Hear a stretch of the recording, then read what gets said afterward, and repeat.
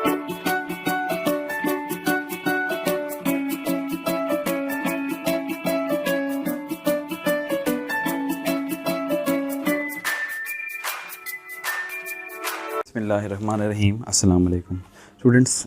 Laser में आज का हमारा टॉपिक है लेज़र पंपिंग, और इसमें हम देखेंगे कि पंपिंग की जो है वो हमें ज़रूरत क्यों पड़ती है। इससे पहले हमने आइंस्टाइन रिलेशन और उसके अलावा एक रेशो इक्वेशन जो है वो निकाली। वो जो रेशो इक्वेशन है आर, उस रेशो इक्वेशन का जो हमारे पास रिलेशन आया वो आया e raise to the power h f over k t minus 1। ये जो रेशो है एक्चुअली में क्या चीज़ है, ये स्पॉन्टेनियस एमिशन और जो स्टिमुलेटेड एमिशन है उन दोनों की रेशो थी। आज का हमारा टॉपिक ये है कि हमने ये देखना है कि क्या लेज़र जो एमिशन है वो थर्मल इक्विलिब्रियम पे पॉसिबल है या नहीं है, और अगर थर्मल इक्विलिब्रियम पे पॉसिबल नहीं है तो उसके अलावा हमें ऐसी कौन सी टेक्निक यूज़ करनी पड़ेगी जिसके ज़रिए हम लेज़र जो एमिशन है उसको अचीव कर सकें। हमने वहाँ पर उसी टॉपिक में ये देखा कि बोल्ट्जमैन ने थर्मल डिस्ट्रीब्यूशन दी, यानी किसी भी एक पर्टिकुलर टेम्परेचर के ऊपर किसी एक ख़ास एनर्जी लेवल में जो एटम्स की तादाद है वो कितनी होगी, और वो फार्मूला ये था कि number of atom in j energy level is equal to n naught. N naught means total number of atoms in that material, e raise to the power minus e j, यानी उस energy level की value आप put करेंगे divided by k t divided by sum of e raise to the power minus e i over k t, और i की value 1 से लेके n तक, यानी अगर उसमें n एनर्जी लेवल्स हैं तो सब एनर्जी लेवल्स के लिए ये वाली जो टर्म है इनको ऐड कर दें। ये नीचे वाली टर्म है इसको प्रोबेबिलिटी कहा जाता है, और सम ऑफ ऑल द प्रोबेबिलिटीज़ हमेशा 1 के इक्वल होती है, यानी किसी भी चीज़ के होने का जो मैक्सिमम चांस है वो 100% हो सकता है। ठीक है, तो कुछ एटम फर्स्ट एनर्जी स्टेट में है, कुछ सेकंड में है, कुछ थर्ड में है, तो जब सारों की प्रोबेबिलिटीज़ को ऐड करेंगे तो आंसर जो है वो क्या आ जाएगा, 1 आ जाएगा। अब आप अज्यूम कर लें कि हमारे पास जो फर्स्ट एनर्जी लेवल है, यानी जो लो एनर्जी लेवल है जिसको हम कहते हैं अभी तक, वो है n1। तो n1 की वैल्यू जो है वो किसके बराबर आ जाएगी, वो आ जाएगी n not e raise to the power minus E1 over k t divided by i is equal to 1 to n e raise to the power minus e i over k t. और जो second energy level है जिसको high energy level कहते रहे हैं हम, या excited energy level कहते रहे हैं, तो उसमें ये आंसर आएगा n not e raise to the power minus E2, क्योंकि उसकी एनर्जी को E2 कहा गया, डिवाइडेड बाय के टी, और साथ आ जाएगा summation i is equal to 1 to n e raise to the power minus e i over k t.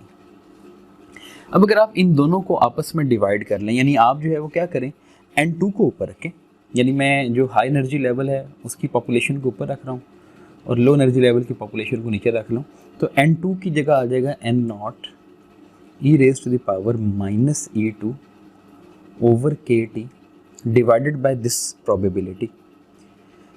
और मैं उसको नहीं लिख रहा जो ओवर में है, क्योंकि जब दोनों को डिवाइड किया जाएगा तो ये ओवर वाली टर्म यानी जो डिनोमिनेटर है ये खुद ब खुद कैंसिल हो जाएगा।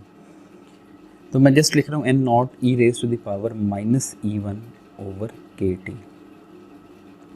n नॉट से n नॉट कैंसिल हो जाएगा, ये हो जाएगा e raise to the power, अब ये माइनस E2 है और ये माइनस E1 ऊपर जाके प्लस E1 हो जाएगा, तो एक्चुअली में बन जाएगा E1 minus E2 divided by क्या आ जाएगा, के टी। अब आपने कहा था जो एनर्जी डिफरेंस है डेल्टा E वो किसके बराबर होता है, वो होता है E2 माइनस E1। यहाँ पर है E1 माइनस E2, तो इसका मतलब है जो E1 माइनस E2 होगा वो एक्चुअली में इस एनर्जी डिफरेंस का क्या होगा, नेगेटिव होगा। तो आप यहाँ से n2 ओवर अगर n1 की वैल्यू निकालेंगे तो आ जाएगा e raise to the power minus delta e over k t. K means Boltzmann constant और टी का मतलब है एब्सोल्यूट यानी केल्विन टेम्परेचर। हम अज्यूम करते हैं अब यहाँ पर एक चीज़, अज्यूम ये करें कि ये जो डेल्टा ई है इसकी वैल्यू एग्जैक्टली किसके बराबर है, के टी के बराबर है। यानी ये जो डेल्टा ई है यानी दोनों एनर्जी लेवल के दरमियान जो गैप है वो एग्जैक्टली के टी के बराबर है। अब ये जो के टी है इसको कहा जाता है थर्मल एनर्जी, क्योंकि ये हीट की वजह से है। अब के बोल्ट्जमैन कांस्टेंट है, इसकी वैल्यू है 1.38 इंटू 10⁻⁻23 जूल पर केल्विन। टी मैं अज्यूम कर लेता हूँ रूम टेम्परेचर, तो रूम टेम्परेचर जो है वो हम 300 केल्विन कंसिडर करते हैं, ठीक है। इतने जूल एनर्जी आ जाएगी, लेकिन बहुत कम एनर्जी हो, यानी ये 10⁻⁻23 की रेंज में आ रही है, तो उसको फिर इलेक्ट्रॉन वोल्ट में कन्वर्ट कर लिया जाता है, तो चार्ज ऑफ द इलेक्ट्रॉन से डिवाइड करके, तो ये इलेक्ट्रॉन वोल्ट में ये आएगी 0.025 इलेक्ट्रॉन वोल्ट। याद रखें रूम टेम्परेचर पे थर्मल एनर्जी की वैल्यू होती है 25 मिली इलेक्ट्रॉन वोल्ट या 0.025 इलेक्ट्रॉन वोल्ट।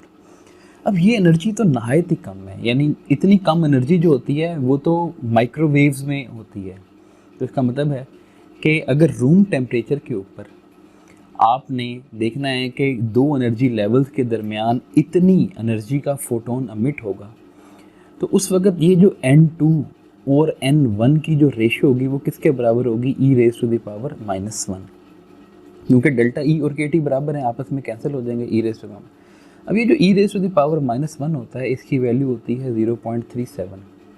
इसका मतलब ये हुआ कि n2 की वैल्यू यानी हाई एनर्जी लेवल में इस वक्त जो एटम्स की तादाद है वो n1 के मुकाबले में जस्ट 37% है। यानी अगर ऊपर 100 एटम्स हैं तो सॉरी n1 में अगर 100 एटम्स हैं तो n2 में जो है जस्ट 37 एटम होंगे। इसका मतलब है पॉपुलेशन इन्वर्जन नहीं है, यानी लो एनर्जी स्टेट में ज़्यादा एटम्स हैं और हाई एनर्जी स्टेट में जो है वो क्या है, कम एटम्स हैं। तो इसका मतलब है हम पॉपुलेशन इन्वर्जन अचीव नहीं कर पाएंगे इस सिचुएशन के मुताबिक, ठीक है। हम क्या करते हैं, हम तो चाहते हैं लेज़र एमिशन हो। अब जो लेज़र एमिशन होती है तो लेज़र तो बनती है विजिबल रीजन में, और विजिबल रीजन में सबसे कम एनर्जी होती है रेड लाइट की। अब ये जो रेड लाइट है उसकी जो फोटोन की एनर्जी होती है वो अप्रॉक्सीमेटली 2 इलेक्ट्रॉन वोल्ट के करीब होती है। अगर आप यहाँ पर पुट करें n2 over n1 is equal to e⁻⁻, अब डेल्टा ई की जगह आपने पुट कर दिया 2 इलेक्ट्रॉन वोल्ट, और के टी की जगह यही वाली वैल्यू पुट करेंगे, रूम टेम्परेचर की बात कर रहा हूँ, तो ये आपस में कैंसिल हो जाएगा।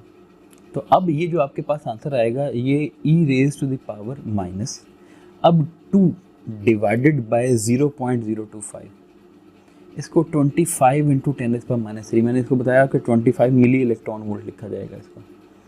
ये 10⁻³ ऊपर जाएगा तो +3 हो जाएगा, ये 2000 आ जाएगा, तो ये आंसर आएगा 80। तो e⁻⁻80। अब ये जो e⁻⁻1 था वो 0.37 है, e⁻⁻80 तो 0.000 और कई ज़ीरोज़ लगने के बाद जाके जो है 1 आएगा। तो यहाँ पर तो जो हाई एनर्जी स्टेट है उसमें जो लो एनर्जी स्टेट है उसके मुकाबले में 1% एटम भी मौजूद नहीं है। यानी अगर लो एनर्जी स्टेट में 100 एटम है तो हाई एनर्जी स्टेट में 1 एटम भी मौजूद नहीं है इस इक्वेशन के मुताबिक। इसका मतलब है रूम टेम्परेचर के ऊपर लेज़र बनाना नामुमकिन है, क्योंकि रूम टेम्परेचर के ऊपर अगर कोई चीज़ थर्मल इक्विलिब्रियम में होगी तो उस वक्त लो एनर्जी स्टेट में एटम्स बहुत ज़्यादा होंगे और हाई एनर्जी स्टेट में तो होने का चांस ही नहीं है। तो ये सिचुएशन है आपके पास बिल्कुल इस वक्त। हम इसको एक एग्जांपल के साथ जो है वो देखते हैं। फर्स्ट करें एक मटेरियल है जिसमें दो एनर्जी लेवल्स के दरमियान जो ट्रांजिशन हो रही है उसकी वेवलेंथ है 694.3 नैनोमीटर, यानी वो रेड लाइट जो है वो एमिट कर रहा है। अभी हमने यही डिस्कस किया कि रेड लाइट जो है वो सबसे कम एनर्जी वाला फोटोन होता है विजिबल रीजन में। हम ये देखना चाहते हैं कि 300 केल्विन पे और 500 केल्विन पे, यानी 2 दफ़ा हमें इस चीज़ को सॉल्व करना पड़ेगा।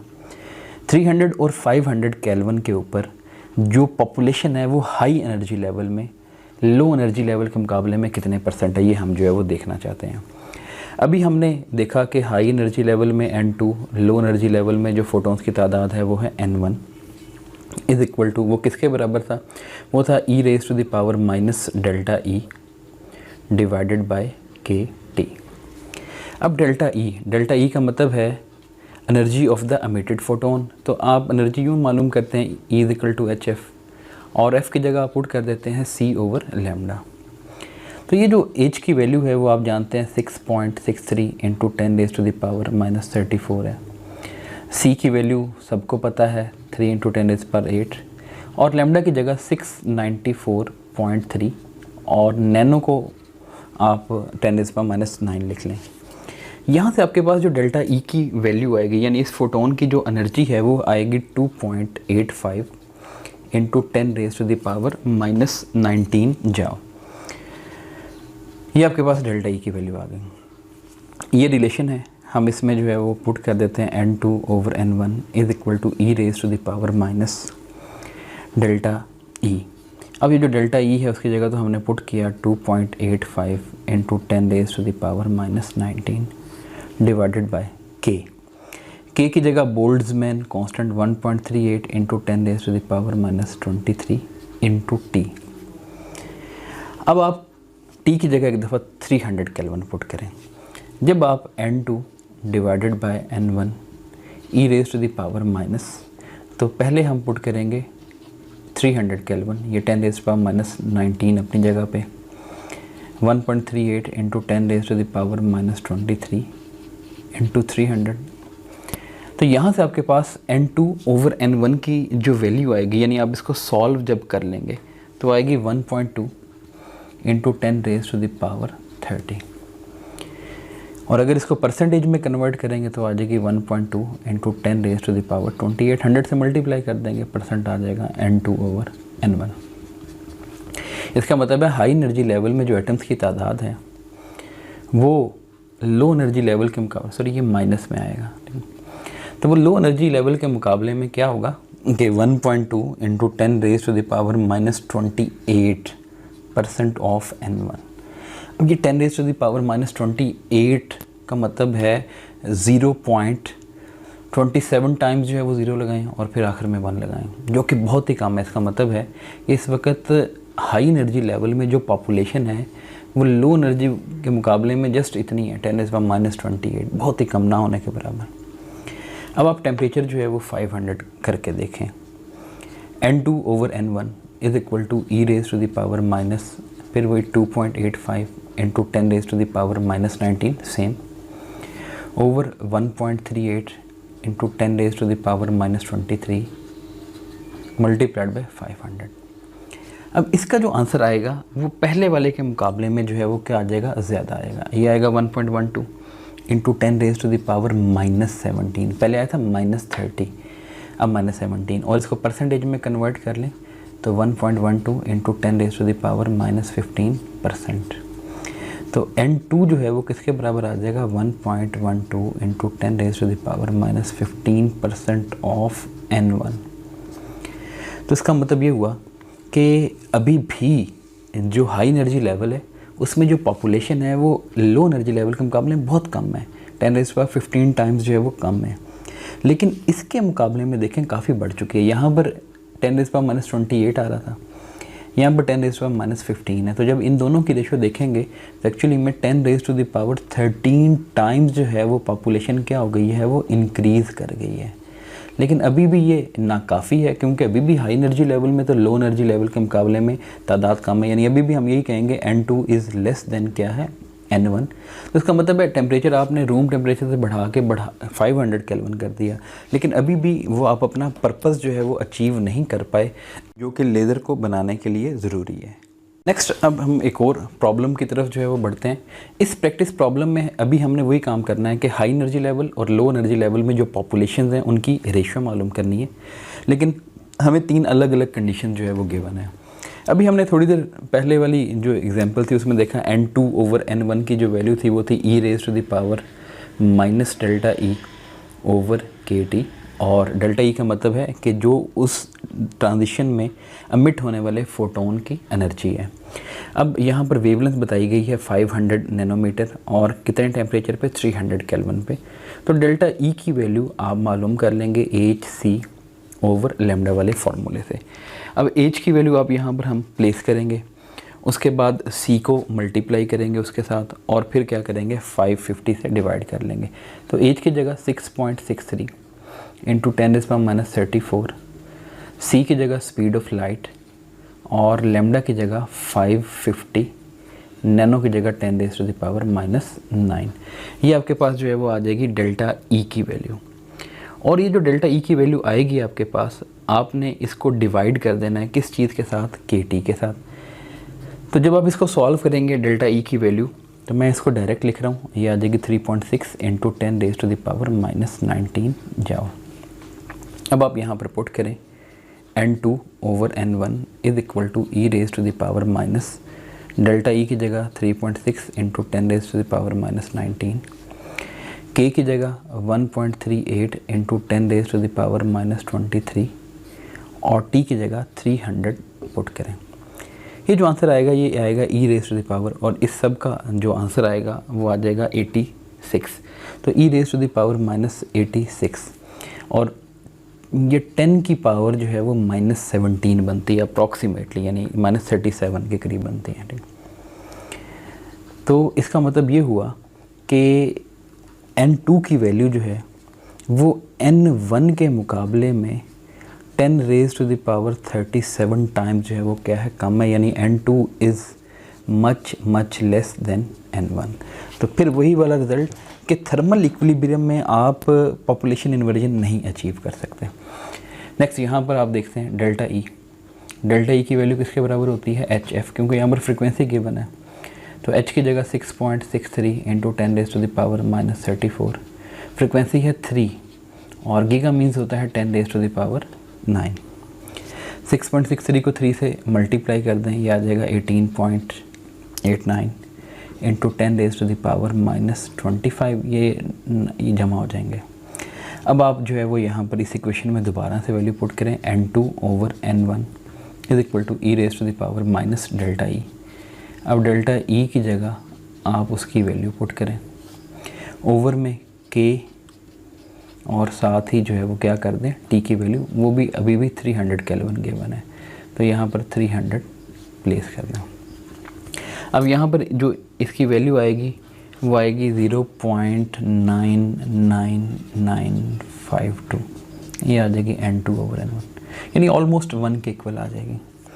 अब ये जो ऑलमोस्ट 1 के इक्वल आई, तो आप ये कह सकते हैं N2 इज़ इक्वल टू 0.9995291 का मतलब है कि दोनों पॉपुलेशन तकरीबन बराबर हैं अभी भी, लेकिन यानी एग्जैक्टली देखें तो N2 is less than N1 है, लेकिन ऑलमोस्ट उसको अप्रॉक्सीमेटली जो है वो सेम कहा जा सकता है। इसका मतलब है रूम टेम्परेचर के ऊपर आप हाई एनर्जी लेवल और लो एनर्जी लेवल को तकरीबन बराबर कर सकते हैं, लेकिन उस वक्त फ्रिक्वेंसी कितनी होगी, 3 गीगाहर्ट्ज़, और ये जो 3 गीगाहर्ट्ज़ है ये माइक्रोवेव रीजन में होते हैं। इसका मतलब है लो एनर्जी रीजन में तो आप ये काम कर सकते हैं, लेकिन हाई एनर्जी जो रीजन है, यानी जो आपके पास विजिबल रीजन है, वहाँ पर N2 is less than N1 रहेगा पॉपुलेशन इन्वर्जन में। नेक्स्ट यहाँ पर डेल्टा ई की वैल्यू फाइंड करते हैं, वो है 10 गीगाहर्ट्ज़। तो H की जगह 6.63 इंटू 10 रेज़ पावर -34 और F की जगह जो है 10 गीगा, तो गीगा मीन्स 10 रेज़ पावर 9। अब ये 10 रेज़ पावर 1 है और ये 9 है, तो मिलके बन जाएगा 6.63 into 10 raise to the power -24। अब आप फिर वैल्यू पुट करें, N2 over N1 is equal to e raise to the power minus delta e, तो 6.63 into 10 raise to the power -24 over k T, तो ये 1.38 इंटू 10 टू द पावर -38 और T की जगह पुट करेंगे 4.2। अब देखें आपने यहाँ पर जो फ्रीक्वेंसी है वो तो इसके मुकाबले में ज़्यादा रखी है, 3 से बढ़ा के 10 गीगाहर्ट्ज़ कर दी है, लेकिन टेम्परेचर कम कर दिया, 300 केल्विन से कम करके 4.2 केल्विन। तो अब ये जो N2 और N1 की जो रेशियो आएगी वो आ जाएगी 0.89 के करीब। ठीक है, तो अब ये जो 0.89 है ये इसके मुकाबले में कम हो गया। इसका मतलब है कूल डाउन करने से हाई एनर्जी लेवल में जो पॉपुलेशन होती है वो फिर कम होना शुरू हो जाती है। तो ये N1 मल्टीप्लाइड बाय 0.89237 यानी 89.2% बन जाएगी। तो इसका मतलब है कि थर्मल इक्विलिब्रियम में ये आपका ख्वाब ही रहेगा कि आप N2 को N1 से क्या करें, ज़्यादा कर सकें। अगर आप N2 को N1 से ज़्यादा करना भी चाहते हैं तो आपको बहुत ज़्यादा हाई टेम्परेचर जो है वो क्या करना पड़ेगा, अचीव करना पड़ेगा, तब जाके आप जो है वो इसको पॉसिबल करेंगे। अब फ़र्ज़ करें मैं कहता हूँ कि लेट्स सपोज N2 की वैल्यू और N1 की जो रेशियो है ये 0.1 आए, लेकिन कब आए, रूम टेम्परेचर पे आए, सॉरी रेड लाइट के लिए आए 550 नैनोमीटर। अभी हमने देखा था कि 550 नैनोमीटर को अगर रूम टेम्परेचर पे आप चेक करें तो उस वक्त N2 और N1 की जो रेशियो होती है वो होती है 10⁻⁻37। अब आप चाहते हैं कि ये रेशो सिर्फ कितनी आए, 0.1। 0.1 को यूँ भी लिखा जा सकता है 10⁻⁻⁻1। जब आप इस इक्वेशन में से n2/n1 की जगह पुट करेंगे 10⁻⁻1, यहाँ पर आप पुट कर दें तो n2/n1 की जगह आ जाएगा 0.1 is equal to e⁻⁻ delta e. 550 nanometre के लिए डेल्टा ई आप निकाल चुके हैं, वो है 3.6 इंटू 10⁻⁻19 ओवर के की जगह आप बोल्ट्जमैन कांस्टेंट पुट करें और टी, यहाँ पर टी अननोन है।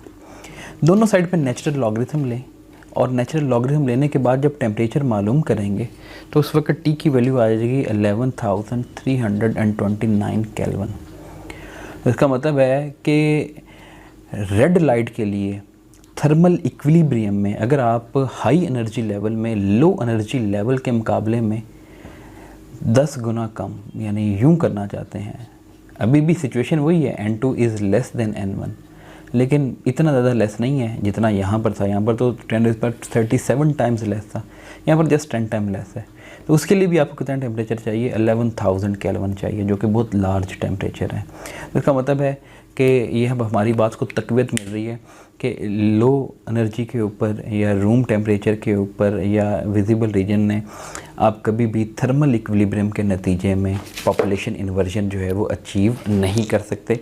आपको कोई ऐसी टेक्निक यूज़ करनी पड़ेगी जिसकी मदद से आप हाई एनर्जी लेवल में ज़्यादा तादाद रखें एटम की और लो एनर्जी लेवल में कम रखें, और उसी टेक्निक को हम क्या कहते हैं, लेज़र पंपिंग, जिसकी अब हम डिस्कशन करते हैं। हमारी प्रीवियस डिस्कशन से ये नतीजा आया कि हमें पॉपुलेशन इन्वर्जन अचीव करने के लिए, यानी पॉपुलेशन इन्वर्जन का मतलब है कि हाई एनर्जी लेवल में एटम की तादाद लो एनर्जी लेवल में एटम की तादाद से ज़्यादा होनी चाहिए। यानी एक अब नॉर्मल कंडीशन है, क्योंकि बोल्ट्जमैन की डिस्ट्रीब्यूशन ये कहती है कि किसी भी थर्मल इक्विलिब्रियम के स्टेट में लो एनर्जी स्टेट में एटम की तादाद ज़्यादा होगी और हाई एनर्जी स्टेट में एटम की तादाद क्या होती जाएगी, कम होती जाएगी। यानी बोल्ट्जमैन डिस्ट्रीब्यूशन जो है उसका ग्राफ अगर आप बनाएं तो वो ग्राफ ये है कि अगर एनर्जी को एक्स एक्सिस पे प्लॉट किया जाए और एटम्स की तादाद को वाई एक्सिस पे प्लॉट किया जाए तो जैसे जैसे एनर्जी बढ़ती है वैसे वैसे जो एटम की तादाद है वो एक्सपोनेंशियली क्या होती है, कम होती है।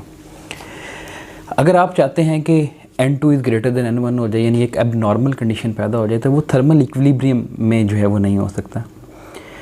उसके लिए हमें क्या करना पड़ रहा है, पंपिंग करनी पड़ रही है। पंपिंग का मतलब है कि हमने खुद से कोई ऐसी टेक्निक इस्तेमाल करनी है कि लो एनर्जी लेवल से हम एटम्स को निकालें और उसको हाई एनर्जी लेवल में ले जाएं। और उसके लिए एक तरीक़ाकार जो हम पहले ही टॉपिक में पढ़ चुके हैं, जिसको क्या कहा जाता है, स्टिमुलेटेड अब्जॉर्प्शन कहा जाता है। यानी हम बाहर से फ़ोटोन्स लेकर आएंगे और वो फ़ोटोन क्या काम करेंगे, हमारे लो एनर्जी वाले एटम्स में अब्जॉर्ब हो जाएंगे और वो वहाँ से लिफ्ट होकर हाई एनर्जी लेवल में चले जाएंगे। अब 2 लेवल लेज़र सिस्टम में आप ये समझें कि यहाँ पर एनर्जी E2 है और ये E1 है, यानी ये एक ऐसा लेज़र सिस्टम है जिसमें 2 ही एनर्जी लेवल्स आपके पास अवेलेबल हैं, एक ग्राउंड स्टेट और एक ही एक्साइटेड स्टेट। अब हमने ये देखा कि आइंस्टाइन ने ये प्रूव किया कि अगर इन दोनों एनर्जी लेवल्स की डीजेनरेसी सेम है तो B12 और B21 यानी स्टिमुलेटेड अब्जॉर्प्शन और स्टिमुलेटेड एमिशन का जो रेट होगा या उसकी प्रोबेबिलिटी होगी वो बराबर होगी। अब आप बाहर से अगर फ़ोटोन लेकर आएंगे तो जितना चांस E1 में मौजूद एटम्स के उसको अब्जॉर्ब करने का है उतना ही चांस E2 में मौजूद एटम के साथ हिट होने का है। यानी इसका मतलब है कि अगर आप बाहर से 2 फोटोन लेकर आएंगे तो 50% प्रोबेबिलिटी ये है कि एक फ़ोटोन जो है वो E1 वाला एटम अब्जॉर्ब करेगा और हाई एनर्जी लेवल में चला जाएगा, और साथ ही 50% प्रोबेबिलिटी ये है कि हाई एनर्जी लेवल में मौजूद जो एटम है वो उसको अब्जॉर्ब करेगा, उससे नॉकडाउन होगा और वो खुद ऊपर से नीचे की तरफ आ जाएगा। तो इसका मतलब है स्टिमुलेटेड एमिशन और स्टिमुलेटेड अब्जॉर्प्शन के रेट यहाँ पर तो बराबर हैं। अगर ये बराबर हैं तो कभी भी पॉपुलेशन इन्वर्जन अचीव नहीं होगी। बेस्ट जो आप ये काम कर सकेंगे, इससे बेस्ट आपको पॉपुलेशन इन्वर्जन ऐसी होगी कि जितने हाई एनर्जी लेवल में यानी एटम्स होंगे उतने ही क्या होंगे, लो एनर्जी लेवल में जो है वो एटम्स होंगे। यानी मैक्सिमम आप हाई एनर्जी लेवल में 50% ऑफ द टोटल एटम्स जो है वो लेके जा सकते हैं। इसका मतलब है तो ये तो सिस्टम वैसे ही फेल हो गया। तो दुनिया का कोई भी ऐसा लेज़र सिस्टम नहीं है जिसमें सिर्फ 2 लेवल्स एग्जिस्ट करते हों। इसका मतलब है 2 लेवल लेज़र सिस्टम जो है वो जस्ट हमारी अंडरस्टैंडिंग के लिए था, यानी एक हाइपोथेटिकल जस्ट कंसेप्ट था अंडरस्टैंड करने के लिए, लेकिन फिज़िकली प्रैक्टिकली कोई भी 2 लेवल लेज़र सिस्टम एग्जिस्ट ही नहीं करता, क्योंकि उसमें पॉपुलेशन इन्वर्जन आप हासिल भी नहीं कर सकेंगे। इवन कि आप बाहर से जितनी मर्ज़ी फ़ोटोन्स ला के टकराते रहें, जो बेस्ट आपको मिलना है वो ये मिलना है कि 50% हाई एनर्जी लेवल में और 50% जो है वो लो एनर्जी लेवल में आपको मिल सकेंगे। अब अगर 2 लेवल लेज़र सिस्टम फेल हो गया तो इसका मतलब है कि हमें ऐसा लेज़र सिस्टम तलाश करना है जिसमें 2 की बजाय कितने लेवल हों, 3 एनर्जी लेवल हों। तो 3 लेवल लेज़र सिस्टम जो है वो अब हम देखते हैं। अब 3 लेवल लेज़र सिस्टम में होता ये है कि हमारे पास जो है बेसिकली कुछ इस तरह की सिचुएशन है कि ये एक लेज़र सिस्टम है जिसमें ये एटम्स की तादाद मैंने एक्स एक्सिस पे शो की हुई है, एनर्जी जो है वो मैंने यहाँ शो की हुई है, वाई एक्सिस पे शो की हुई है। अब नॉर्मल सिचुएशन में देखें, इसमें 3 एनर्जी लेवल हैं। एक एनर्जी लेवल उसको मैं कह देता हूँ E1 जो कि ग्राउंड स्टेट है, इसके बाद है E2 और उसके बाद है E3। अब आप जानते हैं कि जो लो एनर्जी स्टेट है यानी बोल्ट्जमैन की जो डिस्ट्रीब्यूशन है उसके मुताबिक क्या होगा, सिचुएशन कुछ इस तरह की होगी कि E3 में जो एटम्स की तादाद है वो बहुत कम है, क्योंकि E3 सबसे हाईएस्ट एनर्जी लेवल है। E2 में एटम की तादाद थोड़ी सी ज़्यादा है और E1 में एटम्स की तादाद बहुत ज़्यादा है। ठीक है, तो आप देखें ये E1 में एटम की तादाद, इसको मैं N1 कह देता हूँ। ये E2 में एटम की तादाद, इसको मैं N2 कह देता हूँ। और E3 में ये एटम की तादाद, इसको हम क्या कह देते हैं, N3। यानी आप ये कहेंगे E3 is greater than E2 which is greater than E1। लेकिन पॉपुलेशन में बिल्कुल उल्टा, N3 is less than N2 less than N1, ये सिचुएशन है। अब आपने क्या करना है, बाहर से जो फोटोन लेकर आने हैं वो फ़ोटोन कहाँ पर लेकर आने हैं, वो E1 से हमने लिफ्ट करना है एटम्स को, कौन से एनर्जी लेवल में, E3 में। अब ये जो E3 है इसको कहा जाएगा, ये कौन सी स्टेट है, ये है एक्साइटेड स्टेट। और ये जो E2 है इसको क्या कहा जाता है, ये है मेटास्टेबल स्टेट। यानी जो हमने डिफरेंस सबसे पहले पढ़ा कि इसका लाइफ टाइम कम है और इसका लाइफ टाइम जो है वो ज़्यादा है, यानी एटम यहाँ पर ज़्यादा देर के लिए रिजाइड कर सकते हैं। तो अब होगा क्या, आप बाहर से फ़ोटोन लेकर आएंगे, जो फ़ोटोन इंसिडेंट करवाएंगे उसकी एनर्जी कितनी होगी, E3 माइनस E1। इसका मतलब है कि पंपिंग के नतीजे में आप क्या करेंगे, E1 से एटम्स को लिफ्ट करेंगे और कौन सी स्टेट में ले जाएंगे, E3 में ले जाएंगे। ठीक है, अब होगा ये कि E1 में एटम की तादाद कम होना शुरू हो जाएगी पंपिंग के नतीजे में, क्योंकि पंपिंग के नतीजे में तो सारे एटम जो है वो अब E1 से लिफ्ट होकर कहाँ पर जा रहे हैं, E3 में जा रहे हैं।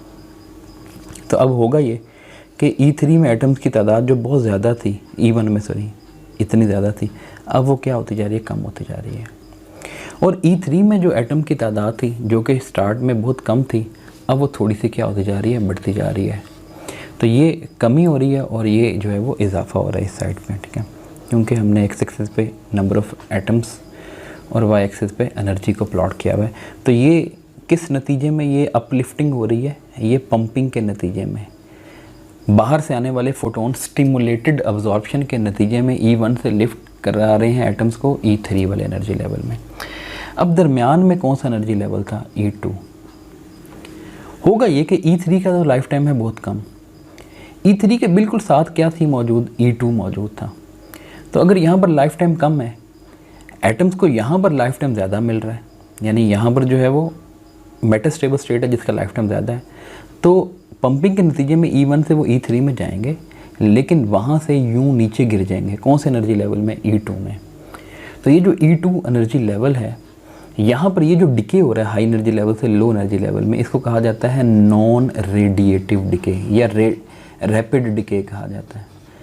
नॉन रेडिएटिव इसलिए कहा जाता है कि यहाँ पर जब भी हाई से लो में जा रहे हैं एटम, तो वो कभी फोटोन की फॉर्म में एनर्जी एमिट नहीं करेंगे, वो हीट की फॉर्म में अपनी एनर्जी दे देंगे, कोलिजन की फॉर्म में ज़ाया कर देंगे, लेटेस्ट वाइब्रेशन की शक्ल में अपनी एनर्जी को अपीयर करवा देंगे, लेकिन फोटोन नहीं देंगे, इसलिए इसको नॉन रेडिएटिव कहा जाता है। No radiation is associated with it, इसको रैपिड डिके भी कहा जाता है। तो अब E2 में एटम की तादाद बढ़ना शुरू हो जाएगी। तो असल में आपने जिन 2 लेवल्स के दरमियान पॉपुलेशन इन्वर्जन अचीव करनी है वो है E2 और E1, लेकिन आपको सहारा किसका लेना पड़ रहा है? E3 का। तो E3 के सहारे आप जो है वो E2 में पॉपुलेशन बढ़ाते जा रहे हैं। लेकिन आप देखें E1 में एटम की तादाद कम हो रही है, E2 में एटम की तादाद बढ़ रही है। अब आपको इतनी रैपिड पंपिंग करनी है, यानी इतनी इंटेंस किस्म की बाहर से एनर्जी लेकर आनी है, बाहर से इतने ज़्यादा फोटोन लेकर आने हैं कि यहाँ से जल्दी से एटम जो है E1 से लिफ्ट होकर E3 में जाएं और वहाँ से रैपिडली डिके करके E2 में आ जाएं, और वो E2 में काफ़ी देर के लिए क्या करेंगे? रहेंगे, क्योंकि E2 जो है वो मेटास्टेबल स्टेट है। तब आप जाके E2 जो है वो E1 के मुकाबले में यहाँ पर जो एटम की तादाद है, यानी अब जो एटम की तादाद जिसको आप N2 कहेंगे, वो N1 के मुकाबले में ज़्यादा कर पाएंगे। ठीक है, तो लेकिन इसके लिए पंपिंग रिक्वायरमेंट्स बहुत ज़्यादा हैं, क्योंकि पंपिंग रिक्वायरमेंट इसलिए ज़्यादा है कि आपने जिस स्टेट में एटम्स को लेके जाना है वो स्टेट तो ऑलमोस्ट एम्प्टी थी, शुरू में से बहुत एटम थे, और जिधर से लेके जाना है वहाँ पर एटम की तादाद बहुत ज़्यादा है। तो एक में एटम को कम भी करना है और साथ साथ दूसरे में एटम को क्या करना है? लिफ्ट भी करना है। तो इसलिए ये जो 3 लेवल लेज़र सिस्टम होता है ये ज़्यादा एफिशिएंट नहीं होता, इसमें पंपिंग रिक्वायरमेंट बहुत ज़्यादा होती हैं। इंटेंस किस्म की जो पंपिंग है वो आपको क्या होती है? रिक्वायर्ड होती है। तो ये आपके पास 3 लेवल लेज़र सिस्टम की जो है वो डिस्कशन थी। हमने ये देखा 3 लेवल लेज़र सिस्टम से लेज़र बनाई जा सकती है, लेकिन पंपिंग रिक्वायरमेंट काफ़ी ज़्यादा है। अब हम 4 लेवल लेज़र सिस्टम की बात करते हैं। तो 4 लेवल लेज़र सिस्टम में क्या होगा? सबसे lower energy level E1 ground state, फिर ये E2, फिर इसके बाद E3 और यहाँ पर जो है वो E4। अब ये नहीं करना कि इनके दरमियान जो एनर्जी गैप है वो यूनिफॉर्म रखना है। जैसे जैसे एनर्जी लेवल बढ़ते हैं तो एनर्जी गैप कम होना शुरू हो जाता है, इस चीज़ को ध्यान में रखिएगा। तो अब यहाँ पर जो है वो हम ये नॉर्मल जो थर्मल डिस्ट्रीब्यूशन है, E1 में सबसे ज़्यादा, E2 में उससे कम, E3 में उससे कम और E4 में सबसे कम एटम्स की तादाद है। जब आप पंपिंग करेंगे, पंपिंग के नतीजे में आप एटम्स को लिफ्ट करेंगे, कहाँ से? E1 से लिफ्ट करेंगे और सबसे ऊपर जो E4 वाला लेवल है उसके अंदर जो है वो ले जाएंगे। तो इसका मतलब है पंपिंग के नतीजे में E1 में एटम की तादाद कम होना शुरू हो जाएगी और E4 में एटम की तादाद बढ़ना शुरू हो जाएगी। तो यहाँ पर जो है वो एटम आ रहे हैं और ये हमारी पंपिंग जो है वो स्कीम के नतीजे में ये काम हो रहा है। अब जो E3 है असल मेटास्टेबल स्टेट वो है, यहाँ से एटम डिके करके E3 में आ जाएंगे। तो ये कौन सा डिके है? ये वही रैपिड डिके है, या जिसको नॉन रेडिएटिव डिके हमने कहा, जिसमें कोई रेडिएशन एमिट नहीं होगी। E3 के नीचे ही क्या मौजूद था? अब देखें E4 से जब एटम E3 की तरफ आएंगे तो E3 की पॉपुलेशन बढ़ना शुरू हो जाएगी, जो पहले E4 से ज़्यादा थी अब थोड़ी बढ़ना शुरू हो जाएगी।